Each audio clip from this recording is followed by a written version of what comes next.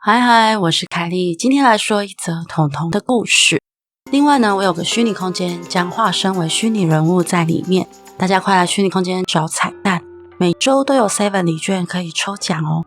8月31号的晚上9点，我更是和彤彤以及 ET 的怪奇故事动画馆的 ET 在空间里跟大家线上见面，空间参与人数仅限50个人，当天准时来参与，不要错过哦，晚了可就进不来咯。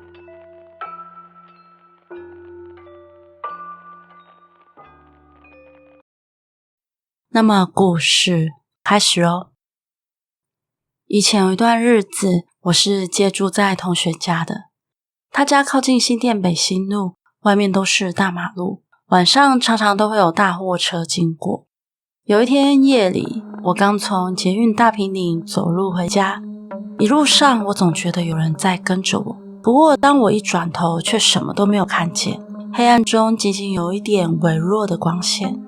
我越走，心里头却有股寒意，开始觉得有点恐惧。更令我觉得害怕的是，我的四周开始有吵杂声、走路声。可是当下只有我一个人而已耶。这时候我加快脚步，走带跑的想要冲回朋友家。就在我等红绿灯过马路的时候，我看到斜对面有警车跟救护车。我心里想着，是发生事故了吗？因为北新路呢，蛮常发生车祸的，而且常常都非常严重。就在我有点好奇，正在看着斜对面的时候，有个人就拍了我的肩膀一下，我被吓了一跳，一转头是一个男生，他穿着一身的工作服，身体稍微有点脏乱，在微弱的光线中，我似乎还看见衣服有些地方有鲜红跟暗红色，不知道是颜料还是什么。那位男生问我，现在几点？这里是哪里？我看了眼手表，跟他说11点11分，他就哦的一声，然后我接着说这里是北新路哦，他也是哦的一声。这个男生的反应有点诡异，我心里想说奇怪，这个人有事吗？而且这么晚，这个时候是农历7月，这样子很吓人欸。而我也没有想那么多，就转头继续瞄斜对面事故的地方。这个时候，我后面的那个男生就突然开口说，不用看了，他已经死了。听到他这句话的瞬间，我鸡皮疙瘩就起来了。你怎么知道？就看他缓缓的伸手指着那个白布，然后跟我说，那个人就是我。当下我真的不知道该怎么办。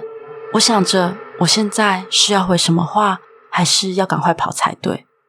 这一次我仔细的看了看他，我才发现这个男生的头凹了进去，脑浆白中带血，身体还是支离破碎，四肢断的断，还看到半身也是被碾断的痕迹。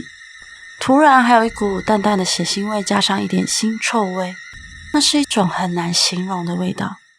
妈呀，我当下脑袋一片空，我到底遇到什么？我到底看到了什么？吓得我马上逃离现场，直到回到朋友家才好一点。隔天呢，我去学校旁边的超商买东西，听到店员们在讨论昨晚的事故。我问说很严重吗？店员就说昨天晚班听到很大的撞击声音，赶快跑出去看，就看到一台连接货车直接撞死了一个骑摩托车的年轻人。我一听，心里头一阵发毛。说真的，太难熬了。我的脑海中都是那位往生者的样子，实在太恐怖了。后来我好不容易熬到了6日休息，赶快去大庙收金拜拜，才结束了那个惊悚的一周。而其实呢，我住在那里的日子也遇过几次怪异的事情。还有一次是我们俩去租鬼片，租完后我们就慢慢的沿着大马路走回家。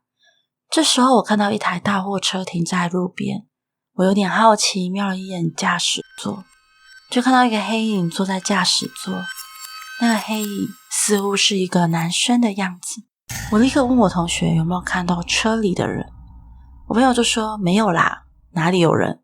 可就在这个时候，坐在驾驶的黑影却开始动作了，他似乎要从我的方向下来。